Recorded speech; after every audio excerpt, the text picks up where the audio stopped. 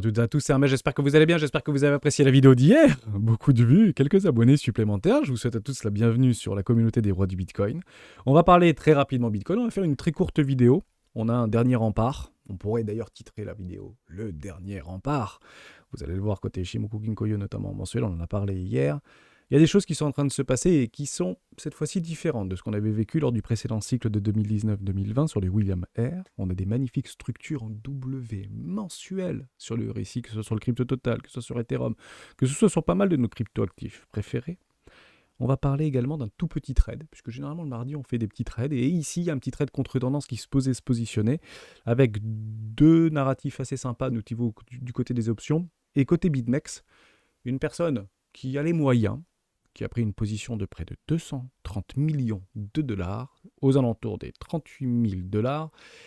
Et la dernière fois que je l'ai vu, ça s'est pas très bien passé, on commence maintenant. Avant de commencer, je vous invite toujours à rejoindre le Discord des rois du marché. Vous trouverez le lien dans la description. À l'intérieur, une documentation qui s'appelle la stratégie des 4 rois. N'hésitez pas à l'utiliser. Vous en imprégnez, vous en inspirez pour vous aussi trouver votre propre style d'investissement, que ce soit sur le court, moyen, long terme. Si vous souhaitez aller un petit peu plus loin, l'Académie des rois est ouverte. C'est un abonnement mensuel, trimestriel ou annuel. Vous avez le lien dans la description et on est plus d'une centaine à avoir rejoint cette académie depuis début septembre. N'hésitez pas à venir y faire un petit tour, vous avez toutes les explications dans la description. On va parler Bitcoin. Je ne vous l'avais pas dit hier, mais ça mérite d'être souligné. Nous sommes arrivés à l'objectif d'Hermès. On avait la target d'Hermès, à quel point elle était difficile à aller chercher celle-ci. Vous vous rappelez bien, on avait quand même pas mal souffert, 33 000 $. Et maintenant 42 000 $, 42 500 $, la target d'Hermès qui correspondait également à la Kinjun mensuelle sur Bitcoin. Cette Kinjun mensuelle fait office de dernier rempart. Dès lors, vouloir se hedger sur ces niveaux de valorisation n'est pas complètement délirant. Maintenant, ça ne veut pas dire qu'on va vendre maintenant pour acheter plus bas. Ça, il ne faut jamais faire ça. Parce que ça revient exactement au même que de dire j'achète bas pour vendre haut, pour racheter bas et pour vendre haut. Et finalement, la seule chose que ça impacte et que ça implique, c'est d'acheter plus haut. Eh oui, c'est ça. Et ne vous retrouvez jamais dans cette situation de vouloir récupérer le train en marche. C'est la pire situation possible en tant qu'investisseur. On est positionné, on évite de vendre trop tôt et on attendra bien 2 années avant de pouvoir s'exprimer dans nos investissements. Là, clairement, c'est 2 ans, rien touché de mon côté, juste prendre mes 110% tel que ma stratégie me l'impose, tout simplement. Bon, on va parler de tout ça. Il y a des choses qui sont extrêmement pertinentes, notamment côté Ichimoku Ginko-yo. Donc ici, toujours au niveau de ces derniers remparts, il faut bien comprendre quelque chose, c'est que ça ne va pas être de la tarte à passer, parce que c'est le dernier rempart pour les vendeurs, ici. Il faut bien le comprendre comme ça. Donc on est parti chercher la neutralité, les 50% de tout le précédent mouvement, et on a des évidences qui se créent naturellement dans notre esprit pour dire qu'on va chercher la liquidité qui se trouve sur les 48 000 $, et potentiellement la liquidité qui se trouve ici sur les 60 000 $ ou 53 000 $. Si vous passez en weekly, vous avez à peu près la même situation, et potentiellement aller chercher les nouveaux ATH, why not? Il faut juste comprendre quelque chose de très simple. Et ça, c'est du bon sens. Aujourd'hui, il y a un narratif qui est en train de lead Bitcoin. C'est toujours le même. Approbation des ETF Bitcoin. Maintenant, la question à se poser, c'est pas de savoir si ça va être approuvé ou pas approuvé. La question qu'il faut se poser par rapport à la situation ambiante, c'est quel impact de prix aura l'approbation des ETF Bitcoin sur le marché. C'est ça qu'il faut se poser comme question. Quel sera l'impact du prix de Bitcoin en cas d'approbation de ces ETF au comptant? C'est exactement ce que le marché tente de délimiter actuellement. C'est pour ça qu'on se retrouve systématiquement ou très souvent de façon mécanique dans Buy the rumor, sell the news. Bien que personnellement, je pense que ce Buy the rumor sera qu'à partir de là au moment où on aura l'approbation et que la news sera lorsque ce sera disponible. Et ça peut être très rapide, comme ça peut être moins rapide. Il faut comprendre que Jacobi, notamment, le premier ETF sur Euronext, notamment la bourse d'Amsterdam, a pris plus d'1 an pour pouvoir être disponible sur le marché. Mauvais timing entre Celsius, Terra Luna et FTX, vous pouvez bien le comprendre comme ça. Donc, ça ne veut pas dire que ce sera immédiat. Maintenant, si l'ensemble des ETF sont disponibles au comptant, je pense que après, ce sera une course contre la montre pour pouvoir le délimiter. Dès lors, vous aurez la rumeur, la news, probablement assez rapidement. Mais le marché tente de le délimiter. Ça, c'est ce narratif. Donc, on peut tenter et on peut essayer de le jouer. Mais on le jouera malheureusement plus à la hausse maintenant parce que c'est trop tard. Dès lors, on attendra des creux. Si on va aller chercher des creux, il y a peut-être toutes petites informations qui sont en train de nous donner ici. Si on peut attendre des confirmations, ça c'est libre à chacun bien évidemment. c'est d'aller chercher tout simplement un retour en dessous des 40 000 $ pour confirmer ces divergences en daily. Donc ces divergences ou ces triples divergences en daily ne sera que confirmée à quel moment, puisqu'elles sont invalidées de par le nouveau plus haut, juste si on vient clôturer une bougie en daily en dessous des 40 000 $. Juste là. Ce qui est très intéressant à observer, c'est que ce retour ou cette confirmation de divergence ne peut pas forcément dire crash, ça veut dire consolidation, et c'est à ce moment-là que les vendeurs se positionnent, et généralement, si on fait quelque chose comme ça, derrière on pourrait aller chercher quelque chose comme ça, zone de rechargement de vente logique, et puis derrière aller chercher un tout petit peu plus bas sur des ratios de 1 pour 1, stop complètement évident, au-dessous des différents bloqueurs, donc GAN, Ichimoku Kinkoyo, Tenkan, etc., SSA si vous le souhaitez, il n'y a aucun problème avec ça, mais on attendra tout simplement une forme de latéralisation. On évite de se mettre à contre-tendance et à contre-courant pendant qu'on est en train d'envoyer des flux haussiers complètement délirants. Et ça peut rester comme ça très longtemps. D'ailleurs, en parlant de délire, si on passe ici en mensuel, on est en train d'observer quelque chose d'extrêmement intéressant actuellement sur le R-William. Le R-William est un oscillateur qu'on délimite comme un oscillateur de force pour essayer d'entrevoir des situations de surachat et des situations de survente. Regardez-le bien, parce que la dernière fois qu'on était passé en situation de surachat en mensuel au niveau de notre petite ligne rose ici, de notre R-William, c'était plutôt bullish. La dernière fois, c'était ici, on vient juste taponner, on fait un tout petit pullback, et puis derrière, méga bull run. La dernière fois, c'était ici, on fait un microcosmos en mai 2016 au niveau d'un petit pullback, et derrière, énorme bull run. La dernière fois, c'était ici, on fait un petit retour. Encore une fois, on était quand même plus haut. Allez, je peux vous le montrer parce que je suis dessus. Je suis pas très sympa puisqu'on ne le voit pas, mais grosso modo, on était juste ici. Vous passez dans un enfoncement de la petite idée de surachat, et puis derrière, c'est YOLO, on passe de 3 $ à 1000 $. Vous avez compris un petit peu la cadence de Bitcoin. Et c'est clairement différent, ça on peut éventuellement se l'attester, de ce qui s'était passé en 2019. Puisqu'en 2019, on n'était pas entré dans un enfoncement de la petite idée de surachat. On était resté en dessous de notre forme de neutralité. Ce qu'on retrouve néanmoins par rapport à 2019, et ça il faut vraiment le prendre en considération, même si la temporalité est un petit peu en décalage, voire j'ai presque envie de dire qu'il y a 1 an, voire 1 an et demi d'avance, ce sont ces structures en W mensuel, ces structures sur le RSI en W mensuel. Ces structures en RSI, même si celui-ci est plutôt considéré comme un V-bottom, et derrière c'est clairement des structures plutôt haussières. Voilà, donc il faut faire extrêmement attention à ça. Et ce type de choses est en train d'être confirmé et se révèle notamment sur les cryptos totales. Vous l'avez là, je vais vous le montrer en 1000. Ce n'est pas des choses à prendre à la légère. Vous avez des magnifiques structures, des W mensuels, des W mensuels, je vais repartir en mensuel, W mensuel, ici crypto total de magnifiques W mensuels complètement confirmés sur le récit, ici W mensuel complètement confirmé sur les récits, et comme ce qu'on avait vécu précédemment lors du cycle de mai 2020, 21, etc. Bon. Vous avez compris que ils sont maintenant, les retournements en tendance, on est en train de les vivre actuellement. Dès lors, ça ne veut pas dire qu'il faut nécessairement se surexposer, mais on peut éventuellement renforcer, si vous le souhaitez, dans certaines cryptoactifs qui, il vous semblerait, peuvent surperformer le marché, parce qu'actuellement, Bitcoin est plutôt en avance. Et ça, encore une fois, ça ne change pas par rapport au cycle précédent. Bitcoin donne le lead et les cryptos derrière suivent. Ok, très important par rapport à ça. Je vous montrerai tout à l'heure une toute petite retournement ou un petit trade en retournement en daily, stop au-dessus des précédents highs, par rapport à une position qui a été prise sur BitMEX, qui est parfaitement représentée, et qui honnêtement, la dernière fois que ça s'est passé, ça s'est pas bien passé. Je vous le dis en toute franchise. Donc actuellement, on le voit ici. Je vous l'avais d'ailleurs tweeté sur Twitter. Une énorme en fait explosion, c'est 220 millions de dollars de position sur BitMEX qui a été prise exactement sur les 38 400, 38 200 $. Juste ici. Ok, c'est clairement là que ça a été pris. Dès lors, il faut bien comprendre quelque chose.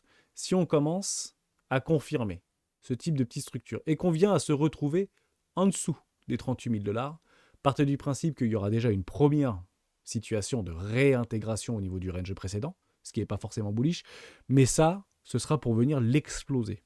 Il faut comprendre quelque chose et on le dit souvent.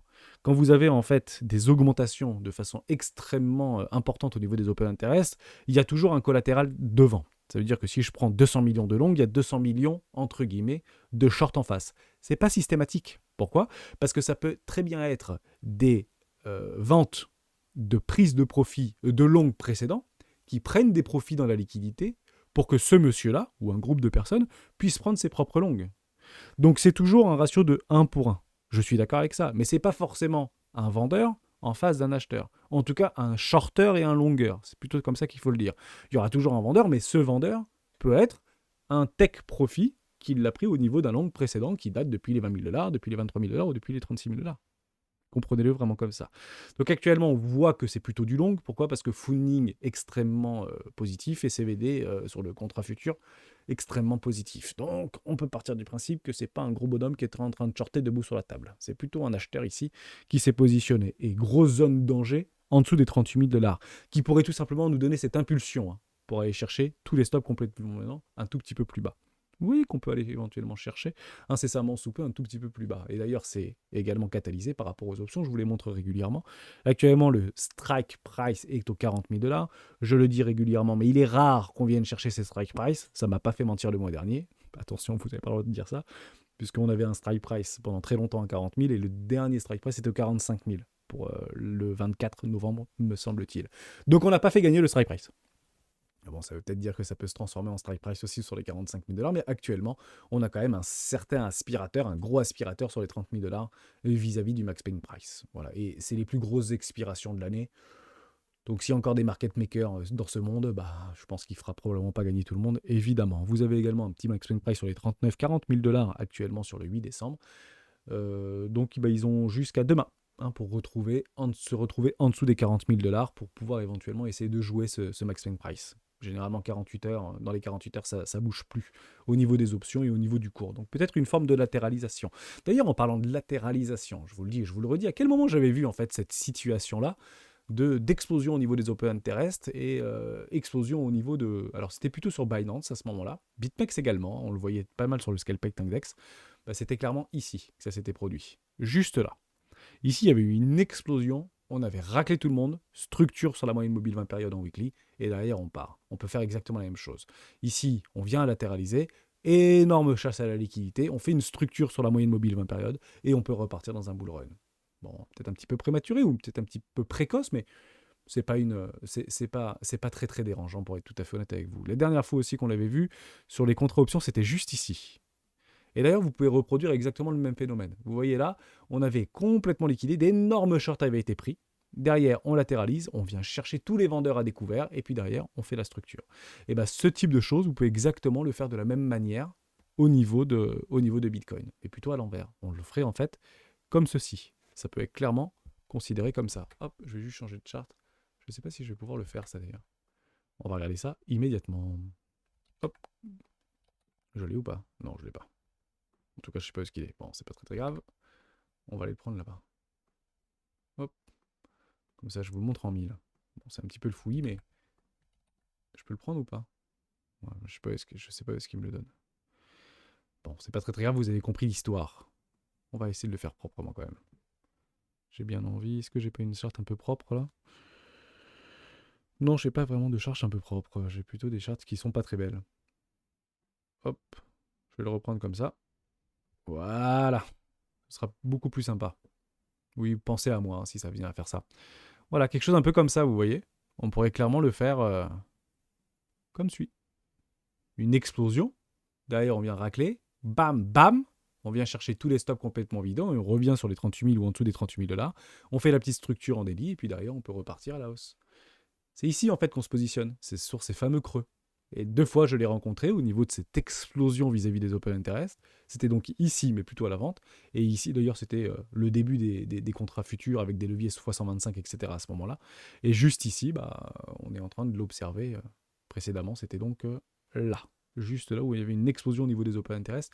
Un petit peu à l'image au niveau de ce qu'on va voir avec BitMEX. C'est un billet supplémentaire. Juste pour vous dire, on évite de se mettre à levier YOLO pour aller chercher les 50 000 maintenant. D'ailleurs, en parlant des YOLO 50 000 $, j'ai fait un petit sondage hier sur Twitter. Vous avez été plus de 400 à répondre. C'était extrêmement simple. Actuellement, la croisée des chemins. À votre avis, Bitcoin atteindra en premier les 53 000 $ ou les 32 000 $? C'est assez intéressant de voir cette polarisation. Cette polarité entre les 53 et les 32 000 $, 50-50. Allez, 48, 50, 52, ou allez, 47, 4, 52, 6, on peut vraiment le dire de façon extrêmement... Mais on peut partir du principe que c'est 50-50, et ça a été souvent 50-50. Mais avec une petite préférence pour les 32 000 $ en premier. Ce qu'il faut bien comprendre dans ce type de sondage, qui est pour moi extrêmement puissant, c'est que le marché a toujours cette fâcheuse tendance à polariser de camps. Les acheteurs, les vendeurs, les bulls, les bears, ceux qui pensent que ça va monter, ceux qui pensent que ça va descendre, comprenez-le comme suit. Et en fait, le marché a donc, et donc sur son bon prix, on pourrait dire sur juste prix, le temps qu'il travaille sur cette polarisation, le temps qu'il garde cette polarisation-là.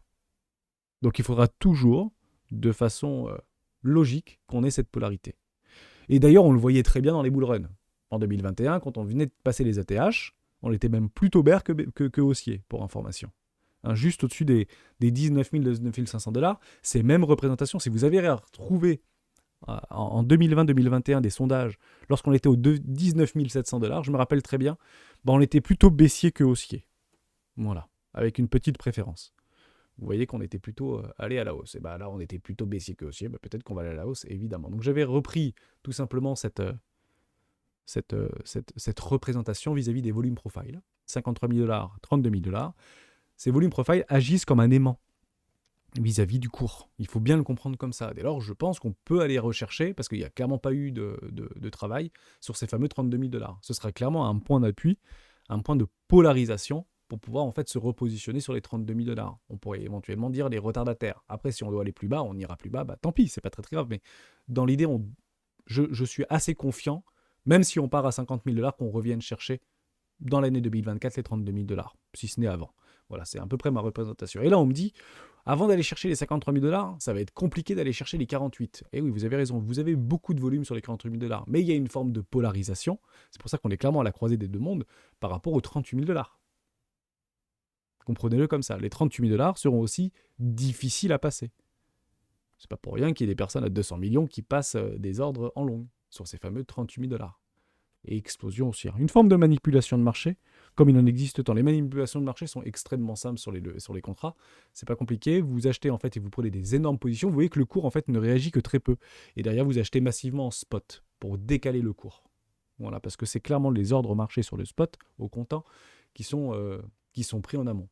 Ce qu'il faut bien comprendre, c'est au niveau du timing. Vous voyez qu'ici, c'était plutôt...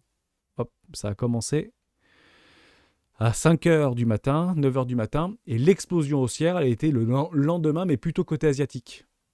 Vous voyez, donc je ne sais pas s'ils se parlent entre outre-Atlantique, mais techniquement, on peut éventuellement interpréter ça comme une manipulation de marché. Généralement, ça reste pas très longtemps. Pour être tout à fait franc avec vous, ça reste pas si longtemps que ça. Voilà. J'ai dit tout ce que je voulais vous dire. On a parlé de bon sens, on a parlé des structures, on a parlé du William Ayr, de l'enfoncement d'absurdité, on a parlé de ce dernier rempart, on a parlé de l'impact et du narratif qu'il y aura sur l'approbation des ETF Bitcoin. Et avant cela, est-ce que c'est vraiment intelligent ou intéressant ou rationnel de se positionner sur Bitcoin? Personnellement, je ne pense plus. Il est tout simplement trop tard. On a largement quitté une zone d'éco-classe. Donc maintenant, soit on prend nos profits, soit on attend des retracements pour pouvoir éventuellement suivre et swing ce marché. Personnellement, je continuerai à swing ce marché. Voilà, vous le savez, vous connaissez ma stratégie. Donc je reprendrai des longues sur des creux. S'ils ne se présentent pas, je n'en prendrai pas, mais il y a quand même peu de chances qu'ils ne se représentent pas, ces petits creux-là, quel que soit le prix à ce moment-là. Et le bon sens, c'est... Alors, je ne sais pas si je vous l'ai dit, mais il est conscient de penser, et il est rationnel de penser, que si j'étais un énorme portefeuille, un gros portefeuille, et que je voulais en fait prendre des profits, je le ferais à quel moment? À l'approbation des ETF, puisque je sais qu'à ce moment-là, il y aura beaucoup de volume qui sera...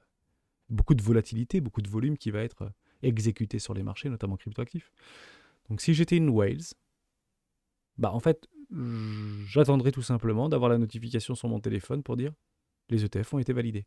Et à ce moment-là, on aura ce fameux buy the rumor, probablement sell the news, probablement très collé d'ailleurs. L'avenir nous le dira. Je vous souhaite à toutes et à tous une excellente journée. On se retrouve jeudi dans une prochaine vidéo des rois du Bitcoin.